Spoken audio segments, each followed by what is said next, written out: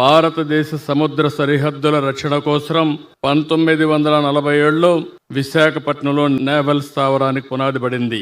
అయితే అఫీషియల్ గా eastern naval command గా మార్చడం 1983లో చేశారు. మొదట్లో చిన్న నేవల్ బేస్ గా ఉన్న ఈ యొక్క ఈస్టర్న్ నేవల్ కమాండ్ ఈ రోజు మహోన్నతంగా ఎదిగింది. ఇప్పుడే అడ్మిరల్ గారు చెప్పినట్టు ఇక్కడ ఒక అడ్వాంటేజ్ ఉంది, లాజిస్టిక్స్ అడ్వాంటేజ్ ఉంది, లొకేషన్ అడ్వాంటేజ్ ఉంది. అందుకనే ఇక్కడికి రాను ఈ రోజు చూస్తే దేశానికి అతి ముఖ్యమైన నావల్ హెడ్ క్వార్టర్ గా విశాఖపట్నం తయారు చేసే పరిస్థితికి వచ్చింది.